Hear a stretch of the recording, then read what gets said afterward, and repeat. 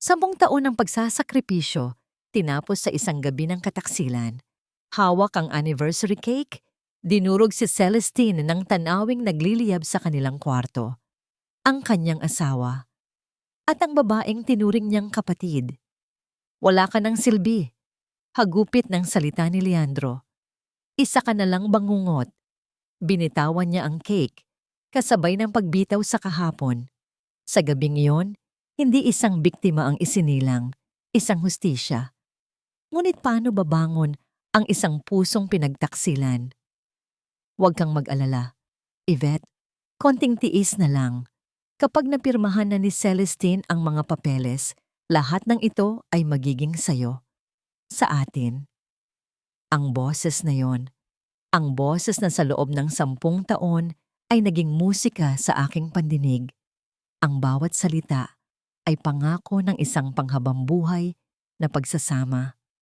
Ngayon, ang boses na yon ay isang punyal na dahan-dahang itinarak sa aking likuran habang ako'y nakatayo sa dilim ng pasilyo sa labas mismo ng pintuan ng aming kwarto. Hawak ko ang isang kahon ng cake, hindi basta-bastang cake. Ito ang paborito niyang red velvet na ako mismo ang nag-bake buong hapon. Ang matamis na amoy ng cream cheese frosting na humahaplos sa aking ilong ay tila isang mapait na kabalintunaan sa nanlalagkit na amoy ng pagkakanulo na nagmumula sa siwang ng pinto. 10th anniversary namin ngayon. Ang plano ko ay sorpresahin siya. Pumasok na may dalang ilaw ng kandila at kantahan siya. Ngunit ako pala ang nasurpresa. Ako pala ang sinunog ng apoy na hindi ko inasahan. Nag-init ang mga mata ko, nanlamig ang mga kamay. Hindi ko namalayan, unti-unti nang dumudula sa pagkakahawak ko ang kahon ng cake. Ang mga daliri ko na kaninang maingat na nag-aayos ng mga palamuti ay ngayoy tila mga patay na sanga. Walang pakiramdam, walang lakas. At doon, narinig ko ang pangalawang sampal. Mas malakas, mas nakakawasak. Ang boses ng biyanan kong si Doña Milagros nagmumula sa speakerphone ng telepono ni Leandro. Bilisan ninyo. Siguraduhin mong mapapaikot mo si Celestine. Ang pera niya ang mag-aahon sa atin. At si Yvette ang nararapat na maging tunay na Montinola. Yvette. Ang babaeng itinuring kong nakababatang kapatid. Ang babaeng kinaawaan ko at pinatuloy sa bahay na ito.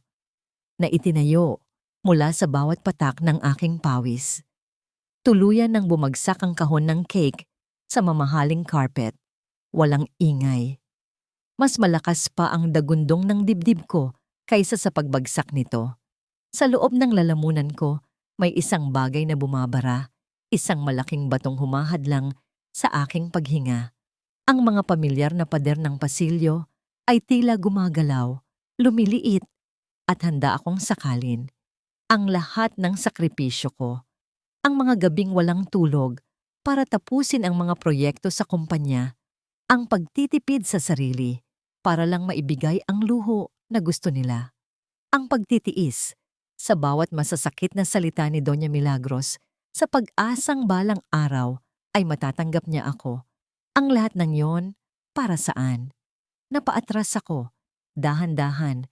Bawat hakbang ay parang tinik na tumutusok sa aking talampakan. Ayokong marinig pa. Ayokong makita. Ngunit huli na ang lahat. Ang katotohanan ay nakatanim na sa aking isipan. Ang mga ugat nito ay kumakalat at unti-unting pinapatay ang bawat hibla ng pag-asa sa aking puso. 10 taon. Ang lahat ng ibinigay ko para lang pala akong isang investment na hinihintay ma-liquidate. Sa gitna ng aking pagkatuliro, narinig ko ang mahinang kalansing ng mekanismo sa loob ng seradura. May papalabas. Ang mga paa ko ay tila napako sa kinatatayuan, hindi makagalaw. Ang tanging nagawa ko ay ang magtago sa madilim na sulok sa tabi ng isang malaking plorera. Habang pinapanood ang dahan-dahang pagpihit ng doorknob, hindi ko alam kung paano ako nakaligtas sa gabing iyon. Bawat segundo ay parang 1 taon ng pagdurusa. Bumalik ako sa aming silid na tila isang kaluluwang ligaw, humiga sa tabi ng lalaking winasak ang aking mundo at ipinikit ang mga mata habang dinadama ang bawat paghinga niya bilang isang lason. Hindi ako natulog. Nagbantay lang ako sa pagsikat ng araw na para bang ang liwanag nito ay may kakayahang sunugin ang lahat ng kasinungalingan. Kinabukasan, bumangon ako na parang walang nangyari. Iyon ang unang hakbang, ang magsuot ng maskara. Naghanda ako ng almusal, sinangag, pritong isda, at ang paborito niyang sinigang na baboy. Ang bawat paghiwa ko ng gulay, bawat pagtimpla sa sabaw, ay isang kilos na kabisado ng aking mga kamay, ngunit dayuhan sa aking puso. Habang kumukulo ang sinigang, pinagmamasdan ko ang aking refleksyon sa takip ng kaldero, isang babaeng pagod, ngunit may kakaibang kislap ng determinasyon sa mga mata. Nang bumaba si Leandro, halata ang pagkailang sa kanyang mga galaw. Hindi siya makatingin ng diretso sa akin. Si Yvette naman ay nakayuko lang habang naglalagay ng mga plato sa mesa. Ang katahimikan ay halos nakakabingi, puno ng mga salitang hindi masabi at ng katotohanang, alam ko na. Kumain na tayo, sabi ko sa isang boses na pinilit kong maging normal at kalmado. Celestine! Tungkol kagabi? Simula ni Leandro pero pinutol ko siya. Pasensya na pala kagabi, sabi ko habang nagsasandok ng kanin sa kanyang plato. Nabitawan ko yung cake. Pagod lang siguro ako sa trabaho. Ang nangiti na ibinigay ko sa kanya ay kasing lamig ng tiles sa sahig. Tumango lang siya, halatang guminhawa na hindi ko ipinagpatuloy ang usapan. Sa kalagitnaan ng aming pagkain, nagsalita siya. Ang sarap ng sinigang mo, mahal. Tamang-tama ang asim. Tumingin ako sa kanya, diretso sa mga mata. Ginawa ko yan tulad ng gusto mo. Maasim. Sagot ko, at sa isang saglit, nakita ko ang bahagyang pagkunot ng kanyang noo na para bang may naramdaman siyang kakaiba sa tono ko. Ang sandaling iyon ay nabasag nang biglang dumating si Doña Milagros. Ang kanyang presensya ay parang isang madilim na ulap na pumasok sa aming tahanan. Ano itong nabalitaan ko na nagkakalat ka raw kagabi, Celestine? Bungad niya, walang anumang pagbati. Ang isang mamahaling cake. Sinayang mo lang. Napakaburara mo talaga kahit kailan. Hindi ako sumagot. Tinanggap ko ang kanyang mga salita na parang hangin, ngunit napansin ng mga mata ko ang isang bagay. Habang ako ang abala sa pagtitimpla ng kape para sa kanya, lumapit siya kay Yvette. May isang tapik sa balikat, isang tingin na puno ng pag-aalala, at isang mabilis na pag-abot ng isang maliit na kahon na kulay puti. Isang kahon ng mamahaling bitamina at food supplement. Isinilid iyon ni Yvette sa kanyang bulsa na para bang isang ninakaw na hiyas. Pagkatapos ng ilang pang-insulto na ipinukol sa akin, umalis din si Doña Milagros. Nang maiwan kaming tatlo muli, nagpaalam ako para umakyat sa kwarto. Pumasok ako sa banyo, nilock ang pinto, at binuksan ang gripo ng shower sa pinakamalakas nitong buga. Ang ingay ng bumubuhos na tubig ang nagsilbing takip sa tunog ng aking pagguho. Kinuha ko ang aking telepono, nanginginig ang mga daliri habang hinahanap ang numero ng aking kapatid. Nang sagutin niya, isang hikbi ang kumawala mula sa aking lalamunan. Isang tunog na pinigilan ko buong umaga. Nika. Halos pabulong kong sabi. Nika, tulungan mo ako. Sinira nila ako. Narinig ko ang pagbago ng tono sa kabilang linya. Mula sa masayahing pagbati, patungo sa seryosong pag-aalala. Ate, huminga ka. Nasaan ka? Anong nangyari? Wala na. Lahat. Iyak ko. Pinagtaksilan nila ako. Ate, makinig ka. Matatag na sabi ni Nika. Huwag kang gagawa ng kahit ano. Huwag kang magpahalata. May kilala akong pinakamagaling na marriage lawyer. Pero sigurado ka na ba dito? Walang atrasan to. Napatingin ako sa aking refleksyon sa salamin. Ang babae sa harap ko ay may mga matang namumugto, basang-basa ang pisngi sa luha. Wasak, durog. Ngunit sa likod ng mga luhang yon, may apoy na nagsisimulang mag-alab. Tumingin ako sa estrangherang yon at alam kong kailangan kong magdesisyon. Kinailangan kong gumawa ng dahilan para makaalis ng bahay. Isang pekeng emergency meeting sa isa sa mga construction sites ko. Bawat kilos ko ay maingat, bawat salita ay kinakalkula. Habang nagmamaneho ako palayo sa bahay na dati paraiso, ngunit ngayoy isang magandang kulungan. Ramdam ko ang pagbabantay sa akin ng mga mata mula sa bintana. Ang mga mata ni Yvette, puno ng pagtataka at marahil, kaunting takot. Sa isang maliit at halos walang taong coffee shop sa isang sulok ng Quezon City, doon ko sila tinagpo. Si Nika, ang aking kapatid, ay nauna nang dumating. Ang kanyang mukha ay isang pinaghalong galit at pag-aalala. Ilang sandali pa, pumasok ang isang lalaking nakabarong, si Attorney Gabriel Ledesma. Kaibigan ko siya mula pa noong kolehiyo, isa sa mga pinakamatalinong tao na kilala ko. Ngayon, kailangan ko ang talinong yon. Nang ikwento ko ang lahat, mula sa narinig kong usapan hanggang sa kahina-hinalang kilos ni Doña Milagros, nakita ko ang pagbabago sa mukha ni Gabriel. Mula sa pakikinig bilang isang kaibigan, naging seryoso at matalas ang kanyang tingin na para bang sinusuri ang bawat anggulo ng isang kaso. Celestine, this is more than just infidelity. Mahinahon ngunit mariin niyang sabi. This is a conspiracy to commit fraud, organized and systematic. Ang pag-anol ng kasal ay magulo, pero ang pagbawi sa mga ari-arian mo, digmaan iyan. At sa digmaan kailangan mo ng bala, matibay at hindi maitatangging ebidensya. Dito na pumasok si Nika. Binuksan niya ang kanyang laptop at iniharap sa amin. Kaya nandito ako, ate, sabi niya, at ang boses niya ay may determinasyon. Hindi tayo lalaban ng patas dahil hindi sila naging patas sa iyo. Kailangan nating malaman ang bawat galaw nila, bawat transaksyon, bawat bulong. Ipinakita niya sa amin ang mga larawan ng mga kagamitan na halos hindi mo mapapansin. Mga spy camera na sinliit ng butones ng damit, mga listening device na kayang ikubli sa ilalim ng mesa, at isang software na kayang i-trace ang bawat financial transaction na konektado sa mga account nila. Si Gabriel ang magiging utak ng batas at si Nika ang magiging teknikal na sandata.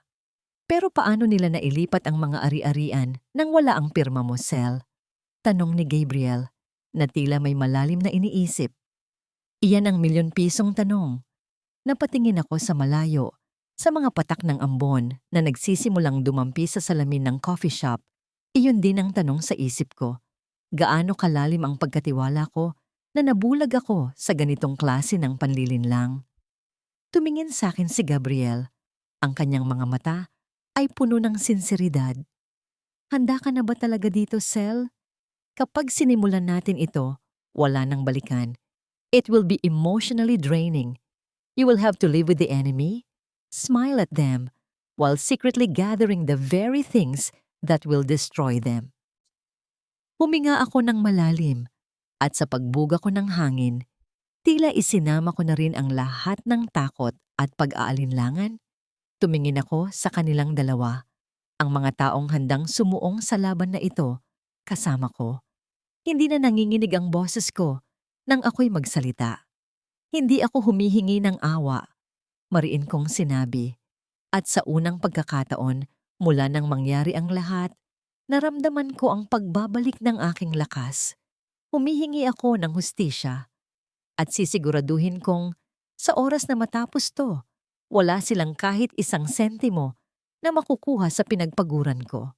Napansin ni Gabriel na hindi ako umiiyak. Sa halip, may isang apoy na nag-aalab sa aking mga mata.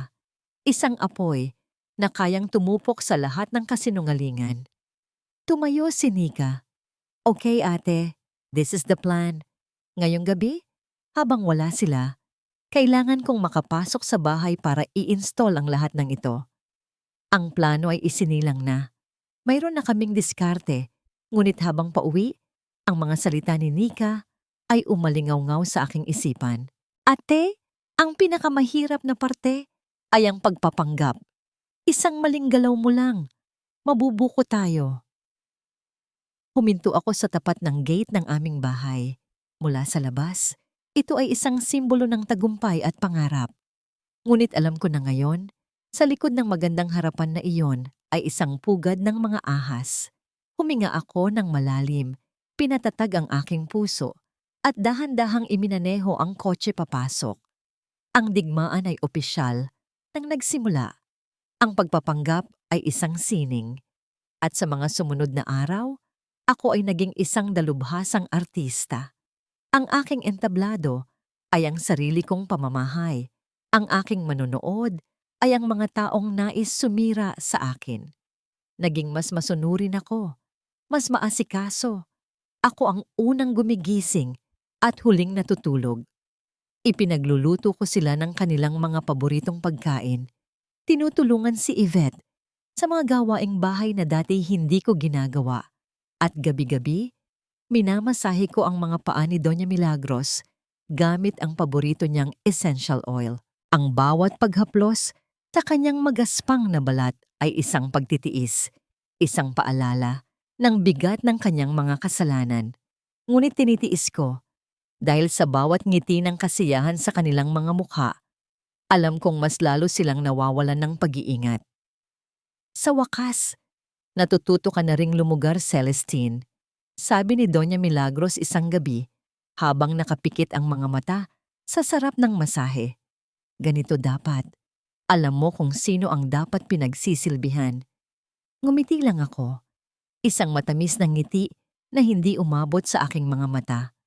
Ang pagkakataon na hinihintay namin ni Nika ay dumating makalipas ang 3 araw. Nag-imbita ako para sa isang hapunan sa labas. Para makabawi man lang sa nasayang na cake. Sabi ko sa kanila na may kasamang pekeng hiya sa aking boses. Gusto ko lang pong mag-celebrate ulit para sa inyo, Mama. Agad silang pumayag. Ang ideya ng isang libreng pagkain sa isang mamahaling restaurant ay masyadong maganda para tanggihan. Habang abala sila sa pag-aayos, ang puso ko ay kumakarera. Ang bawat minuto ng kanilang paghahanda ay isang minutong ninanakaw mula sa aming limitadong oras. Sa restaurant, ako ang perpektong asawa at manugang. Pinagsilbihan ko sila, pinuno ang kanilang mga baso ng alak at tumawa sa kanilang mga walang kwentang biro. Ngunit sa ilalim ng mesa, ang aking mga kamay ay mahigpit na nakakuyom. Ang aking telepono ay nasa silent mode. Ngunit bawat pag-vibrate nito sa aking bulsa ay parang isang putok ng baril sa aking pandinig. Bawat text message mula sa mga kaibigan ay nagdudulot ng bahagyang pagkabigla. Hinihintay ko ang iisang mensahe, ang mensahe mula kay Nika. Mukhang masaya ka ngayon, mahal, puna ni Leandro habang inaakbayan ako. Ang kanyang paghipo ay parang bakal na nagyayelo sa aking balat. Masaya ako kapag masaya kayo, sagot ko. Isang linya na perpektong kinopya mula sa isang teleserye. Pagkatapos ng halos 2 oras na parang katumbas ng habambuhay, naramdaman ko ang isang mahinang pag-vibrate sa aking bulsa. Dahan-dahan kong kinuha ang telepono sa ilalim ng mesa. Kunwari may inaayos lang sa aking sapatos. Isang salita lang ang nakasulat sa screen galing sa isang numerong hindi rehistrado. Isang salita na nagpabilis ng tibok ng puso ko at nagbigay ng yelo sa aking mga ugat. Planted. Mabilis kong binura ang mensahe at ibinalik ang telepono sa aking bulsa. Tumayo ako. Ipinaskil sa aking muka ang pinakamatamis ng ngiti na kaya kong ibigay. Excuse me lang, sabi ko. Pupunta lang ako sa comfort room. Sa loob ng banyo, sumandal ako sa malamig na pader at huminga ng malalim. Tumingin ako sa salamin. Ang babaeng nakatingin pabalik ay may takot sa mga mata. Ngunit sa likod ng takot na yon ay isang bagong tuklas na kapangyarihan. Tapos na, ang mga mata at tainga ay nakatanim na. Ang aming tahanan ay isa ng bitag at ako ang naglagay ng pain. Naghilamos ako ng mukha. Hinayaan ng malamig na tubig na gisingin ang bawat himaymay ng aking pagkatao. Walang atrasan. Bumalik ako sa mesa na may ngiti pa rin. Okay na ako. Medyo nahilo lang siguro sa alak. Pagsisinungaling ko. Uwi na tayo para makapagpahinga na rin si Mama. Sang-ayon naman silang lahat. Busog na sa pagkain at sa aking pagpapanggap. Ang biyahe pa uwi ay tahimik. Si Doña Milagros ay halos nakatulog na sa likod, habang si Leandro ay nagmamaneho. Paminsan-minsan ay sumusulyap sa akin na tila sinusuri kung totoo ba ang lahat ng aking ipinapakita. Hindi ako nagsalita. Hinayaan ko ang katahimikan na maging aking baluti. Pagdating namin sa bahay, ako ang unang bumaba para buksan ang pinto. Ang lahat ay nasa ayos, tahimik at payapa, na para bang walang sino mang dayuhan ang pumasok at naghahasik ng mga buto ng katotohanan. Ngunit para sa akin, ang bawat sulok ay iba na. Ang chandelier sa sala ay hindi na lang basta ilaw. Ang flower vase sa mesa ay hindi na lang basta palamuti. Ang orasan sa dingding ay hindi na lang basta nagbibigay ng oras. Pumasok ako sa loob at sa unang pagkakataon, sa loob ng maraming araw, naramdaman ko na hindi na ako nag-iisa sa laban na ito. Bawat sulok ng bahay na ito ay kakampi ko na. Bawat pader ay may mata. Bawat katahimikan ay may tinig na naghihintay na marinig. Lumipas ang isang linggo na parang isang buwan. Bawat araw ay isang pagsusulit sa aking kakayahang magpanggap. Nabuhay ako sa isang dagat ng kasinungalingan, lumalangoy sa bawat pekeng na ngiti at yakap, habang nag-aabang sa isang senyales, isang alon na magdadala sa akin sa pampang ng katotohanan. Ang senyales ay dumating sa isang ordinaryong Martes ng hapon. Ako ay nasa study ni Leandro, nag-aayos ng kanyang mga libro. Ang silid na ito, na dati puno ng masasayang alaala ng aming mga pangarap, ay isa na ngayong crime scene sa aking mga mata. Bawat litrato namin na nakangiti ay isang ebidensya ng kanyang pagkukunwari. Habang pinupunasan ko ang alikabok sa aming wedding picture, ang larawan ng 2 taong nangako ng walang hanggan, naramdaman ko ang pag-vibrate ng telepono sa aking bulsa. Isang mahinang tunog ang nanggaling sa aking telepono, halos hindi marinig. Ngunit para sa akin, ito ay kasing lakas ng isang kulog. Sinigurado ko munang walang tao sa paligid. Dahan-dahan, kinuha ko ang telepono. Isang mensahe mula sa numerong hindi ko kilala, ang numerong ginagamit namin ni Nika para sa aming operasyon. Walang salita, isang file lang na nakalakip. Ang pangalan ng file, evidence_01_audio.mp3. Ang puso ko ay nagsimulang tumibok ng napakabilis. Ito na. Nagdahilan akong maglilinis ng banyo sa itaas. Doon, nilak ko ang pinto. Binuksan ang gripo ng shower para malunod ang anumang tunog at isinaksak ang earphones sa aking tainga. Nanginginig ang aking daliri habang pinipindot ang play button. Unang narinig ko ang boses ni Doña Milagros, malutong at puno ng kasakiman. Sigurado ka bang hindi niya mapapansin? Mahirap dayain ang pirma ng babaeng yan. Sumunod ang boses ni Leandro. Ang boses na bumubulong sa akin ng mahal kita tuwing gabi. Huwag kayong mag-alala, Ma. Halos 1 dekada kong pinag-aralan ang bawat galaw niya. Pati ang pirma niya, kabisado ko na. Ang special power of attorney na ito, mukha itong perpekto. Hindi niya malalaman na nailipat na natin ang kontrol ng kumpanya sa pangalan ko. Dapat lang, sagot ni Doña Milagros. Pagkatapos ng lahat, dugo at pangalan pa rin natin ang dapat manaig. Hindi ang isang tagalabas na ginamit lang natin para umangat. Hindi ko na kinaya. Tinanggal ko ang earphones. Ang tunog ng agos ng tubig mula sa shower ay tila isang sigaw na hindi kayang isigaw ng aking bibig. Napasandal ako sa pader, nanlalamig ang buong katawan. Narito na. Ang patunay. Hindi na ito haka-haka. Ito na ang katotohanan. Malamig, matigas, at walang awa. Ang pag-uusap nila ay napakakaswal na para bang ang pinag-uusapan lang nila ay ang kanilang pananghalian at hindi ang sistematikong pagwasak sa buhay ko. Pinunasan ko ang isang butil ng luha na pilit kumakawala. Hindi ito oras ng pag-iyak, ito ay oras ng pagkilos. Sinesave ko ang file sa isang secure folder at binura ang lahat ng bakas nito sa aking telepono. Huminga ako ng malalim, pinakalma ang aking sarili, at lumabas ng banyo. Ngunit sa aking paglabas, bumungad sa akin si Leandro, nakatayo sa labas ng pinto, naghihintay. May hawak siyang isang folder at isang ballpen. Ngumiti siya sa akin. Ang ngiting ngayon ay alam ko ng puno ng lason.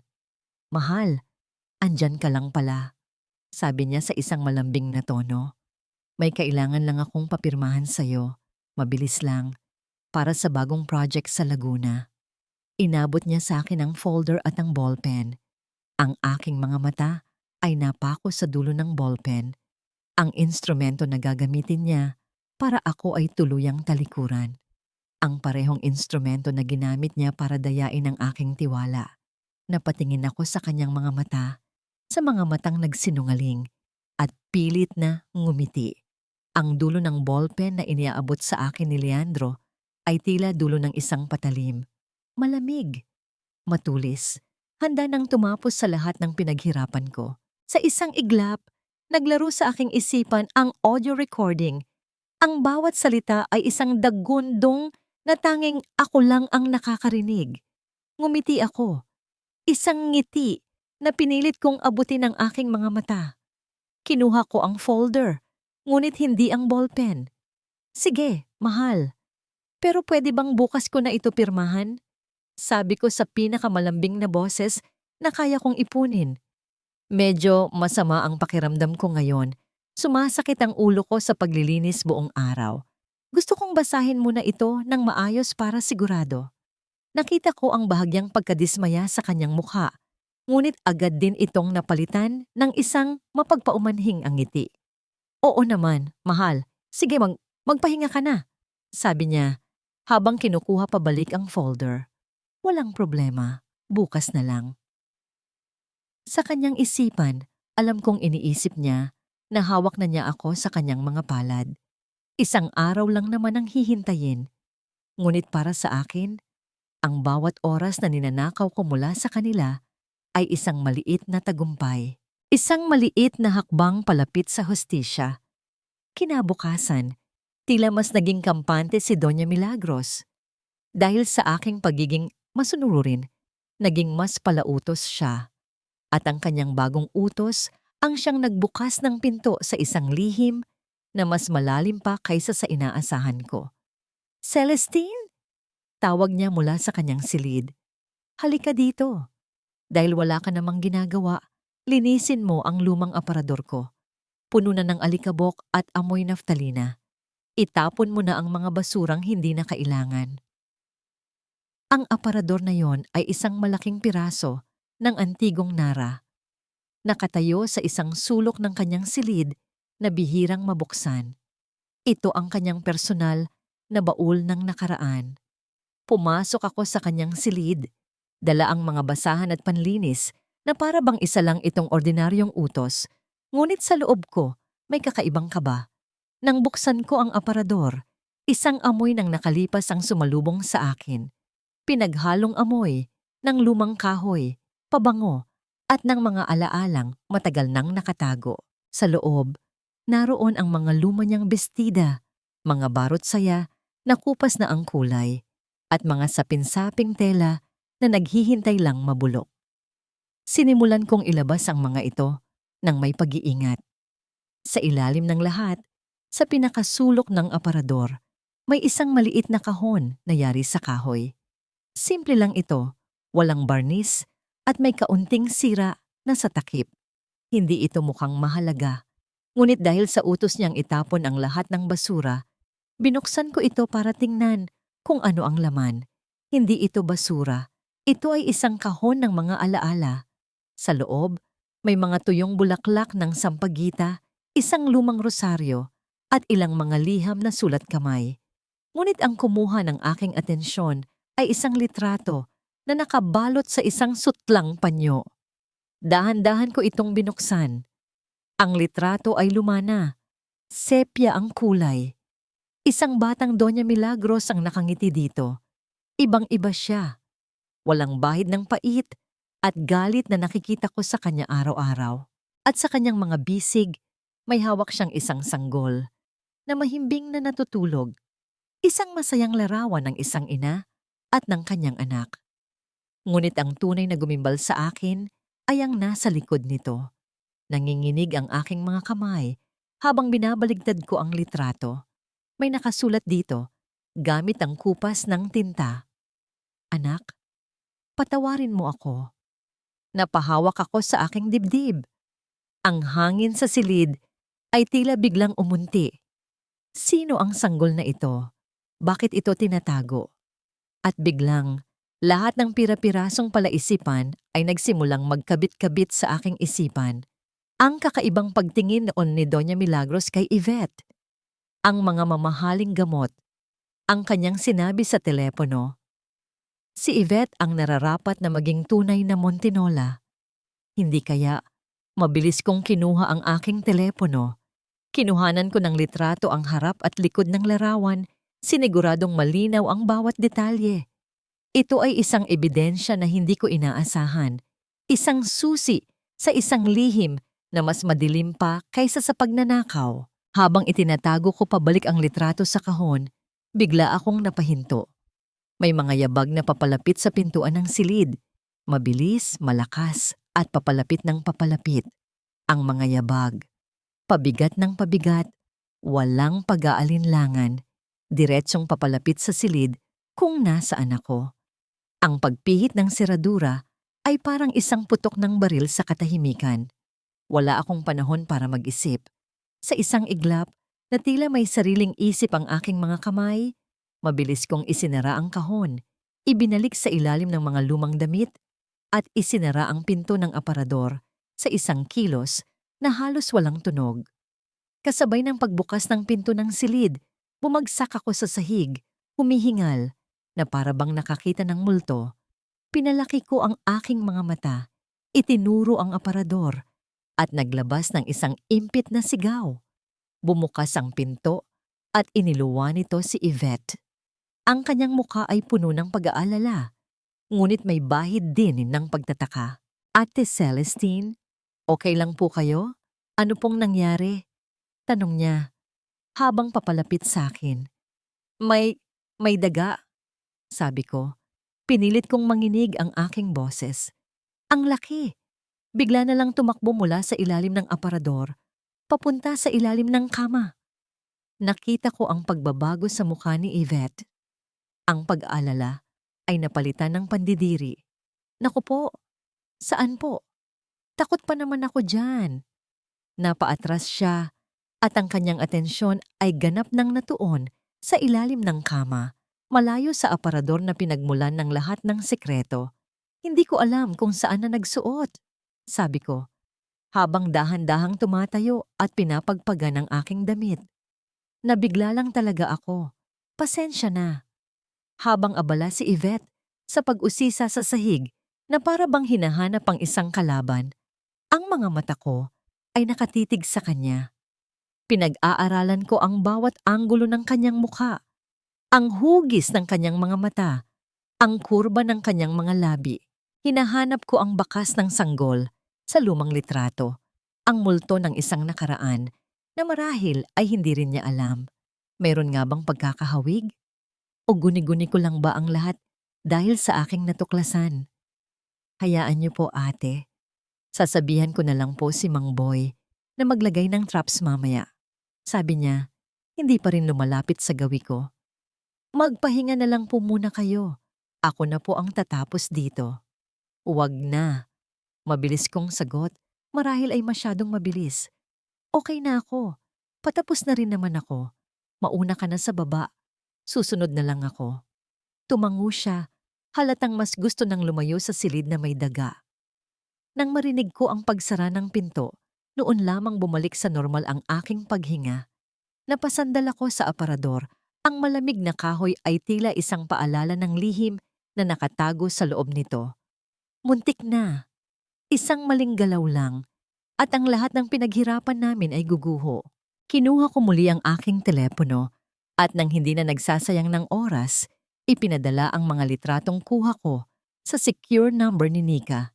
Wala akong inilagay na mensahe. Ang mga larawan ay sapat na.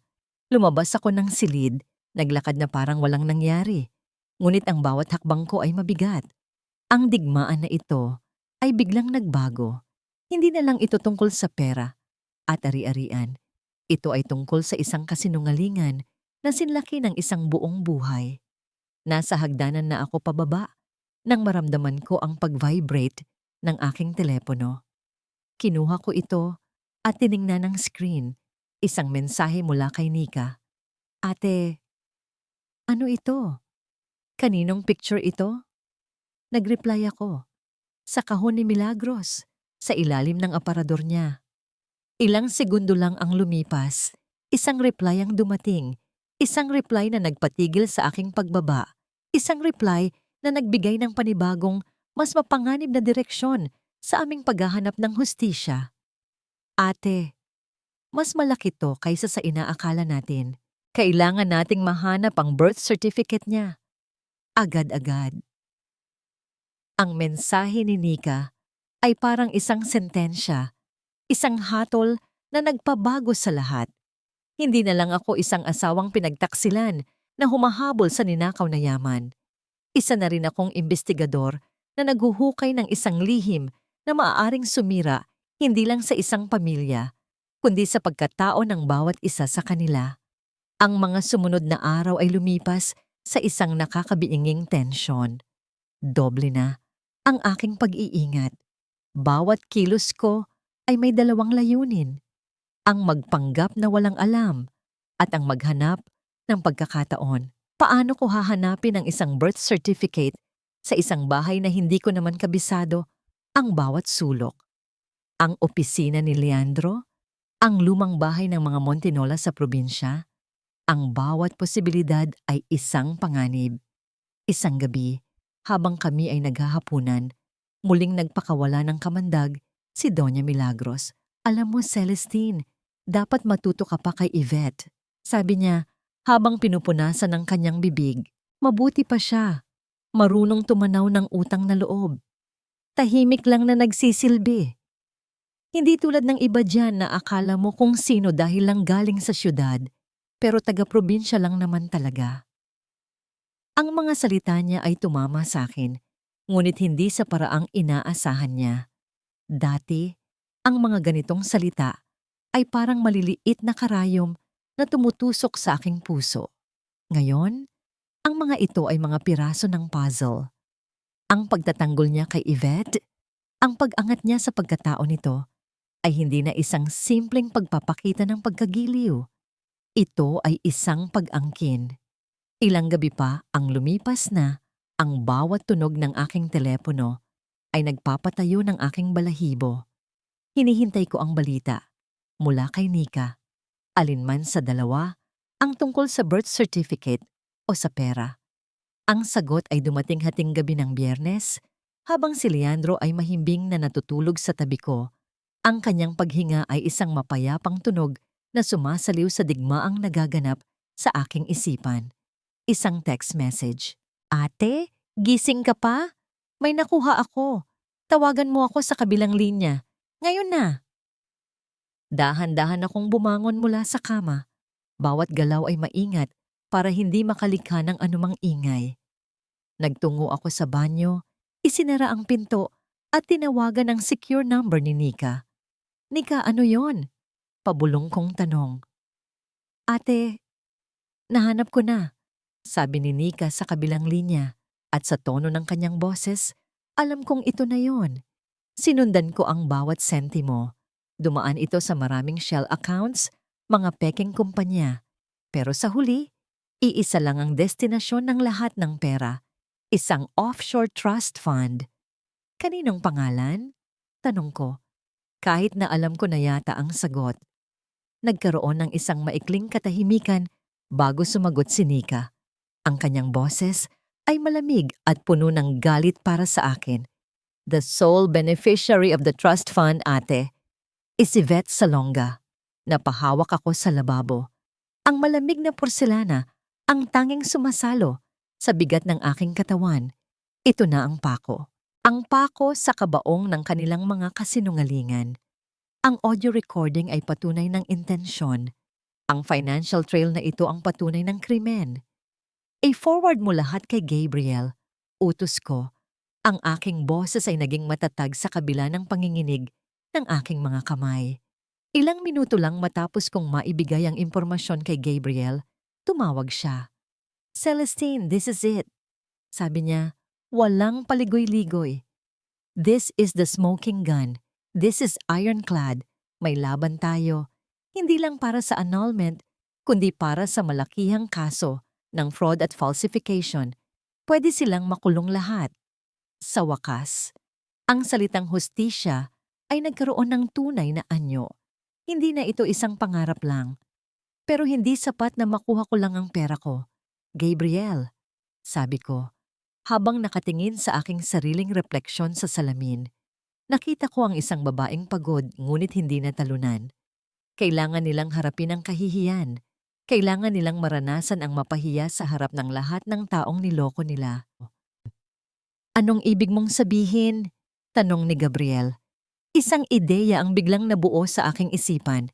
Isang ideya na perpekto, dramatiko, at napakaangkop sa kanila. Malapit na ang birthday ni Mama Milagros at alam kong gusto niya ng isang malaking selebrasyon, isang engranding handaan. Nagkaroon ng katahimikan sa kabilang linya. Ibibigay ko sa kanya ang gusto niya. Pagpapatuloy ko, ang aking boses ay malamig na parang yelo. Gagawa tayo ng isang party, isang selebrasyon na hinding-hindi nila malilimutan habang nabubuhay sila. Ang ideya ng isang engranding birthday party para kay Doña Milagros ay parang isang matamis na pulot-pukyutan na inialok ko sa isang gutom na oso. Agad niya itong sinunggaban ng walang pag-aalinlangan. Isang party? Tanong niya. Ang kanyang mga mata ay nagningning sa unang pagkakataon sa loob ng maraming buwan. Isang malaking party? Dito sa bahay? Opo, Mama. Sagot ko habang inilalapag ang kanyang tasa ng tsaa sa mesa. Nagsuot ako ng pinaka-inosenteng ngiti na kaya kong hubugin sa aking mga labi. Para makabawi po sa lahat ng pagkukulang ko at para maipakita sa lahat ng mga kaibigan ninyo kung gaano kayo kamahal ng inyong pamilya. It will be my treat. Lahat ng gastos, ako ang bahala. Ang salitang lahat ng gastos ang siyang nagpakumbinsi sa kakanya. Para sa kanila, ito ang huling patak ng gatas na makukuha nila mula sa baka bago nila ito katayin. Ang hindi nila alam, ako ang magiging berdugo. Sa mga sumunod na 2 linggo, ang bahay ay napuno ng abala. Ngunit ito ay isang abalang kontrolado ko. Ako ang pumili ng caterer, ng event stylist, ng mga ilaw, ng tunog. Bawat isa sa kanila ay binigyan ko ng paunang bayad mula sa aking personal na bank account. Isang account na hindi nila alam. Isang account na inihanda ko para sa aking bagong buhay. Pinapanood nila ako. Si Leandro, si Doña Milagros, at si Yvette. Pinapanood nila ang bawat kilos ko na para bang ako ay isang tangang tupa na masayang naglalakad papunta sa katayan. Nakikita ko sa kanilang mga mata ang pagkasabik. Ang pagkasabik na matapos na ang lahat, na mapirmahan ko na ang huling dokumento at tuluyan na nila akong maitapon.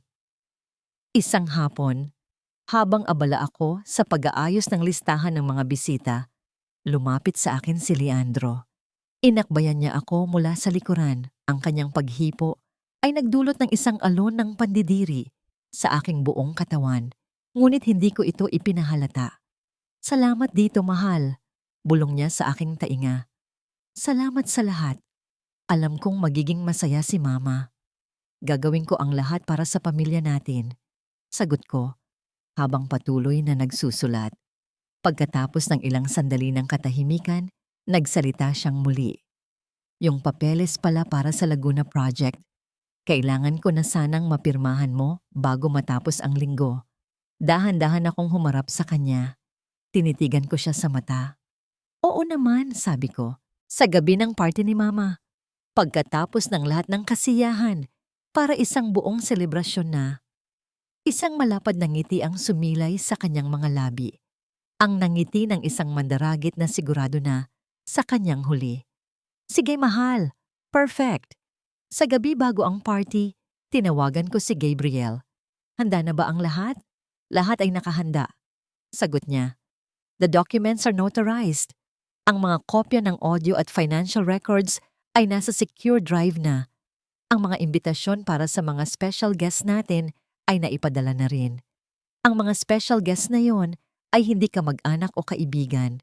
Sila ay mga kinatawan mula sa NBI, Cybercrime Division, at isang sheriff mula sa korte. Darating sila hindi bilang mga bisita, kundi bilang mga tagapaghatid ng hustisya. Magkita tayo bukas, Sel, at tatapusin na natin ito, sabi ni Gabriel bago ibaba ang telepono. Pagkatapos ng tawag, pumasok ako sa aking walk-in closet. Kinuha ko ang isang damit na matagal ko nang itinago. Isang pulang-pulang bestida. Ang kulay nito ay simbolo ng pag-ibig at pagsinta. Ngunit bukas ng gabi, ito ay magiging kulay ng digmaan at paghihiganti. Hinawakan ko ang makinis na tela ng damit. Pinagmasdan ko ang aking refleksyon sa malaking salamin. Ang babaeng nakatingin sa akin ay hindi na ang babaeng umiiyak sa dilim. Siya ay isang general na naghahanda para sa kanyang huling laban. Isang reyna na handa ng bawiin ang kanyang kaharian. Bumulong ako sa aking sarili, sa katahimikan ng silid. Ito na ang magiging pinakamagandang gabi ng buhay mo, Mama. At ang pinakamasaklap, ang gabi ng ika-60 kaarawan ni Doña Milagros ay perpekto.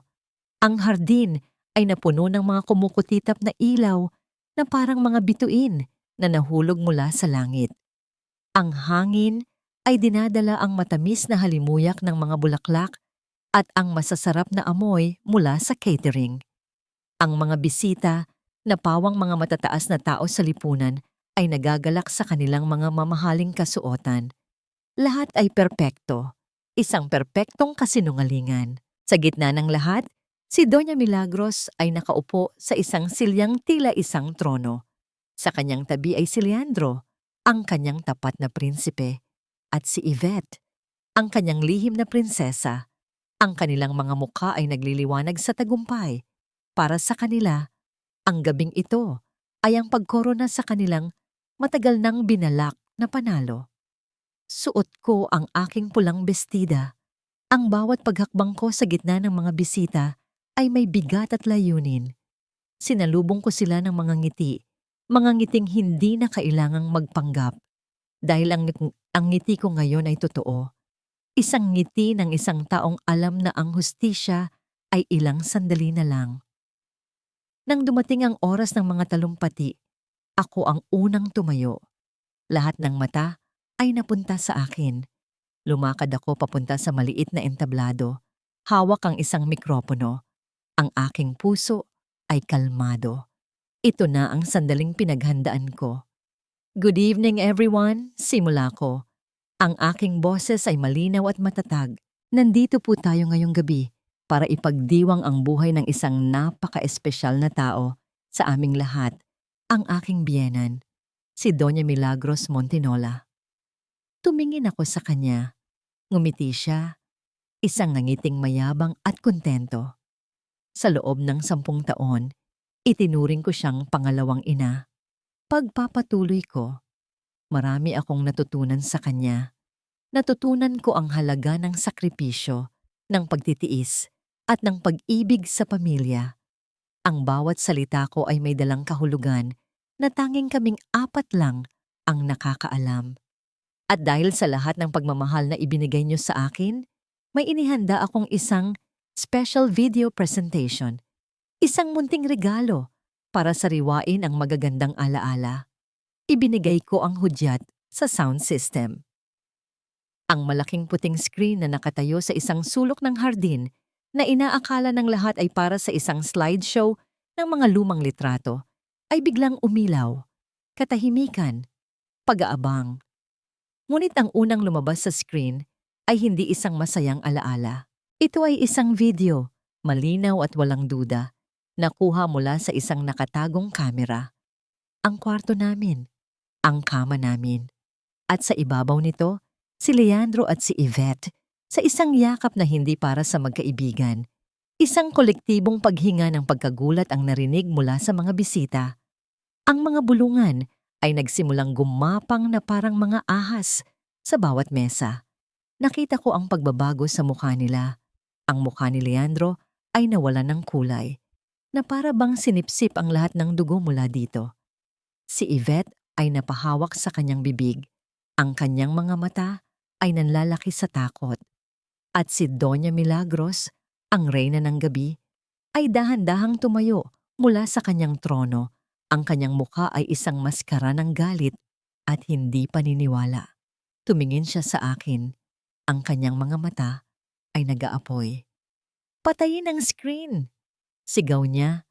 Ang kanyang boses ay nagingil sa galit at panginginig.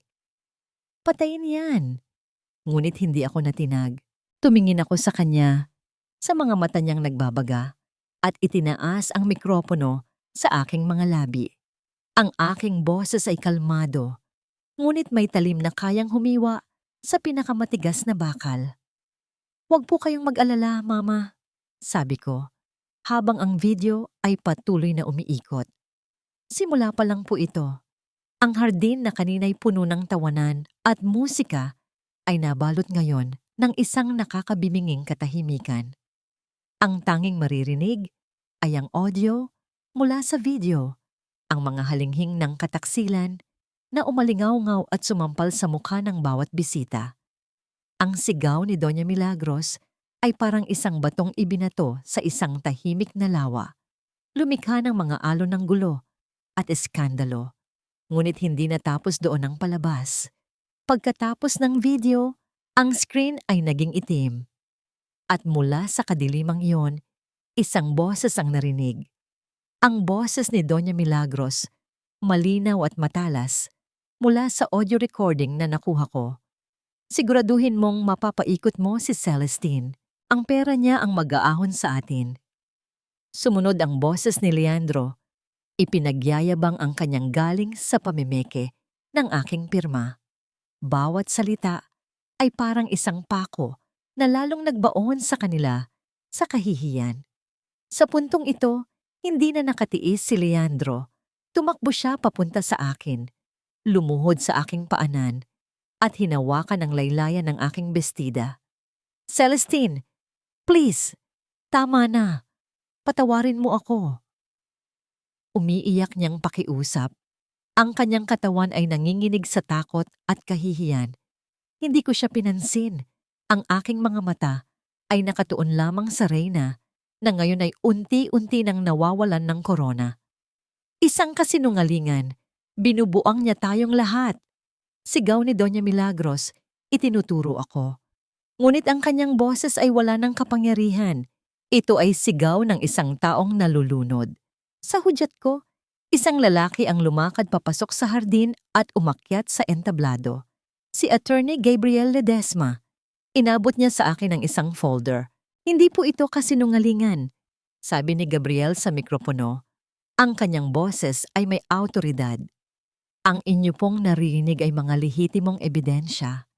At ang hawak ko po ngayon ay mga kopya ng bank transactions na nagpapatunay na ang lahat ng ari-arian ni Mrs. Celestine Alvarado Montinola ay sistematikong inilipat sa isang offshore trust fund."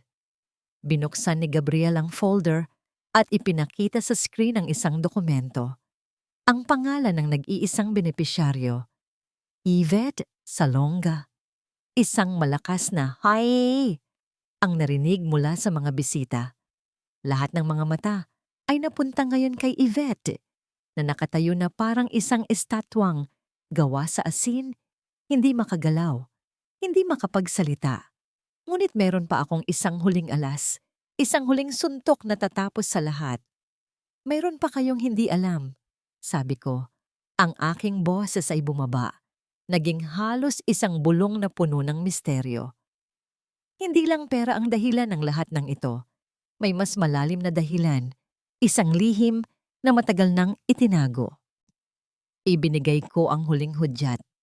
Ang screen ay muling umilaw, ngunit ngayon, ang ipinakita nito ay isang lumang litrato. Ang litrato ng isang batang Doña Milagros, masaya, habang yakap ang isang sanggol. At sa tabi nito, isang bagong scan na dokumento, isang birth certificate, ang pangalan ng ina, Milagros Reyes, ang pangalan ng ama, hindi nakasulat, ang pangalan ng anak, Yvette Reyes. Ang katahimikan ay naging mas malalim, mas mabigat. Ang hangin ay tila hindi na kayang pumasok sa mga baga ng lahat. Si Yvette, si Leandro, ang mga bisita, ang buong mundo ay tila huminto sa pag-ikot. Ang tunay na dahilan, sabi ko, habang nakatingin ng diretso sa mga mata ni Doña Milagros, ay dahil gusto ninyong ibigay ang lahat ng pinaghirapan ko sa tunay ninyong anak. Sa sandaling iyon, dalawang grupo ng mga tao ang tahimik na pumasok sa hardin. Ang ilan ay naka-uniforme, ang ilan ay naka-plain clothes. Naglakad sila ng may awtoridad, dire-diretso patungo sa entablado. Doon naggumuho ang lahat. Nawala na ang pagtitimpi ni Doña Milagros, napalitan ito ng purong takot at pagkasuklam. Tumingin siya kay Yvette, ang anak na ipinaglaban niya, ang anak na dahilan ng lahat. Hindi ko siya anak. Sigaw niya, ang kanyang boses ay basag at puno ng lason. Isang pagkakamali lang yan, isang kahihiyan. Ang mga salitang yon ang tuluyang pumatay kay Yvette. Hindi ang mga pulis, hindi ang mga bisita, kundi ang sarili niyang ina. Napaluhod siya sa damuhan, ang kanyang pag-iyak ay walang tunog. Isang perpektong imahe ng isang kaluluwang ganap na nawasak. Habang isinusuot ng mga pulis ang posas sa nanginginig na kamay ni Yvette at habang kinakausap ng mga ahente si Leandro at Doña Milagros, ako naman ay dahan-dahang bumaba sa entablado. Ang digmaan ay tapos na. Ang hardin na naging isang korte ng paghuhukom ay dahan-dahang nawala ng tao. Ang mga bisita ay umalis na, parang mga anino. Dala-dala ang isang eskandalong pagpipiestahan nila sa loob ng maraming buwan. Ang natira na lang ay ang mga ilaw na kumukutitap, ang mga pagkaing hindi nagalaw, at ang mga basag na piraso ng isang pamilyang winasak ng sarili nitong kasakiman. Pinanood ko ang pag-alis ng sasakyan ng pulis. Ang pulang ilaw nito ay dahan-dahang naglaho sa dilim ng gabi. Si Leandro ay naiwang nakaupo sa damuhan, tulala, na para bang isang batang nawala sa gitna ng isang karnabal. Si Doña Milagros naman ay inaalalayan ng mga kamag-anak na napilitan lang manatili. Ang kanyang mga mata ay blanko, walang emosyon, na parang ang kanyang kaluluwa ay tuluyan nang umalis sa kanyang katawan. Nilapitan ako ni Gabriel. May bahid ng pag-aalala sa kanyang mukha. Celestine, okay ka lang ba? Tumango ako. Isang mabagal na pagtango. Okay lang ako, sabi ko. At sa unang pagkakataon, naramdaman kong totoo ang mga salitang iyon. Wala nang bigat sa aking dibdib. Wala nang tinik sa aking lalamunan. Naglakad ako palayo sa lahat ng gulo. Hindi ko na kailangan pang magsalita. Ang bawat isa sa kanila ay haharapin ang batas na nararapat sa kanila. Ang aking bahagi sa kwentong ito ay tapos na. Hindi na ako lumingon pa. Bawat hakbang ko palayo sa bahay na yon ay isang hakbang palapit sa aking sarili. Bawat paghinga ay mas magaan kaysa sa nauna. Dumiretso ako sa aking sasakyan, pumasok at pinaandar ito palayo. Iminaneho ko ang kotse ng walang patutunguhan. Ang mga ilaw ng syudad ay dumadaan lang sa aking bintana. Mga makukulay na guhit sa dilim. Hindi ko alam kung gaano ako katagal nagmaneho hanggang sa natagpuan ko ang aking sarili sa harap ng isang mataas na gusali sa gitna ng Bonifacio Global City. Ang gusaling pag-aari ko. Ang penthouse na matagal ko nang binili gamit ang sarili kong pera. Isang sikretong kanlungan na inihanda ko para sa araw na ito. Umakyat ako sa elevator. Ang katahimikan sa loob nito ay isang malamyos na musika sa aking pandinig. Pagbukas ng pinto ng penthouse, isang malawak at tahimik na espasyo ang sumalubong sa akin. Walang gamit, maliban sa isang malaking bintanang salamin na nagpapakita ng buong syudad. Lumapit ako sa bintana. Ang mga gusali ay parang mga dambuhalang kandila na nagbibigay liwanag sa kadiliman. Doon, sa harap ng tanawing iyon, pinakawalan ko ang isang hiningang matagal ko nang kinikimkim. At pagkatapos, umiyak ako. Hindi ito iyak ng pighati o galit. Ito ay iyak ng paglaya. Iyak ng isang kaluluwang nakawala mula sa isang mahabang pagkabilanggo. Ang bawat patak ng luha ay naghugas sa mga sugat, naglinis sa mga dumi ng nakaraan. Sa labas, nagsimulang pumatak ang ulan. Ang bawat butil ay dumadampi sa salamin, na para bang nakikiisa sa aking pagluha. Nang tumila ang aking pag-iyak at kasabay nito ang pagtila ng ulan, isang bagay ang aking ginawa. Dahan-dahan, hinubad ko ang aking singsing. Ang 10 taong simbolo ng mga pangako at kasinungalingan. Lumapit ako sa isang maliit na bintana sa gilid. Binuksan ito at inilagay ang singsing sa pasamano. Hinayaan ko itong manatili doon. Malamig at nag-iisa sa gitna ng gabing basa. Isinara ko ang bintana. Iniwan ang singsing sa labas. Simbolo ng pagsasara sa isang kabanata ng aking buhay. Napatingin ako sa aking refleksyon sa salamin. Ang babaeng nakatingin pabalik ay pagod. May bakas ng luha. Ngunit sa kanyang mga mata, may isang bagong kislap. Ang kislap ng pag-asa. Ang kislap ng isang bukang liwayway. Nang mga sandaling iyon, nag-vibrate ang aking telepono. Isang numerong hindi rehistrado. Sinagot ko ito. Hello? Celestine, iha? Ang boses sa kabilang linya ay mahinahon at pamilyar. Si Tita Elena, ang nag-iisang Montinola na naging mabuti sa akin. Tita, alam kong hindi ito ang tamang oras, sabi niya. May lungkot sa kanyang boses. Pero meron pa akong isang bagay na kailangan mong malaman tungkol kay Milagros. Isang bagay na marahil ay makakatulong sa'yo na maintindihan ang lahat. 1 taon. 365 araw ng unti-unting paghilom. Nakatayo ako sa entablado, hindi na bilang isang asawang naghahanap ng hustisya, kundi bilang isang babaeng natagpuan na ito. Sa aking harapan ay isang silid na puno ng mga taong naniniwala sa aking bagong misyon. Ang malaking sign sa aking likuran ay nagliliwanag. The Alvarado Foundation, Building New Beginnings. Ang pagtataksil ay hindi ang katapusan. Sabi ko sa mikropono, ang aking boses ay matatag at puno ng paniniwala. Ito ay isang masakit na paanyaya para muling itayo ang ating mga sarili, mas matibay, mas matalino, at mas may pagmamahal sa ating pagkatao. Hindi natin kailangan ng ibang tao para buuin tayo. Tayo, sa ating sarili, ay sapat na. Palakpakan. Mainit at taos-puso. Ngumiti ako. Isang ngiting totoo na nagmumula sa isang pusong payapa na. Pagkatapos ng seremonya, nilapitan ako ni Gabriel. Sa likod niya ay si Nika na may dalang isang maliit na paso ng sunflower. Congratulations, Sel!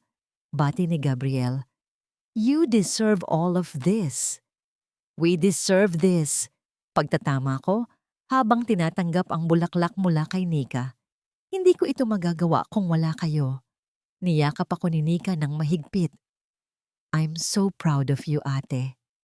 Sa isang tahimik na sulok ng venue, nagkwentuhan kami. Doon ko nalaman ang huling kabanata ng kanilang mga buhay. Si Leandro, pagkatapos mawala ang lahat, ay bumalik sa probinsya, namumuhay sa kahihiyan at pagsisisi. Si Yvette ay kasalukuyang nasa kalagitnaan ng kanyang sentensya, ngunit ayon kay Gabriel, aktibo siya sa mga programa sa loob ng kulungan. Marahil ay sinusubukang hanapin ang sarili sa gitna ng mga guho. At si Doña Milagros, ang tawag ni Tita Elena sa gabing iyon, ang nagbigay sa akin ng huling piraso ng puzzle. Ikinuwento niya ang tungkol sa isang dalagang si Milagros na minsan ay umibig sa isang lalaking hindi siya kayang panindigan. Iniwan siyang mag-isang itinataguyod ang isang sanggol sa gitna ng kahirapan at panghuhusga. Dahil sa takot at kahihiyan, ipinaampon niya ang kanyang anak. Isang desisyon na habang buhay niyang pinagsisihan at sinubukang itama sa isang napakamaling paraan. Pagkatapos ng party, na-stroke si Donna Milagros. Hindi na siya nakapagsalita o nakakilos pa. Inilagay siya sa isang tahimik na nursing home. Ang hindi alam ng marami, maliban sa amin ni Tita Elena, ay ako ang lihim na nagbabayad ng lahat ng kanyang gastusin. Hindi dahil sa pagmamahal, kundi dahil sa isang bagay na mas mataas pa roon, ang kapatawaran. Hindi ko siya pinatawad para sa kanya. Pinatawad ko siya para sa akin. Para tuluyan ko nang maputol ang tanikala ng galit na minsay gumumapos sa akin. Pag-uwi ko sa aking penthouse, hindi na ito isang blangkong espasyo. Isa na itong tahanan, puno ng mga halaman, libro, at ng halakhak ng mga kaibigan.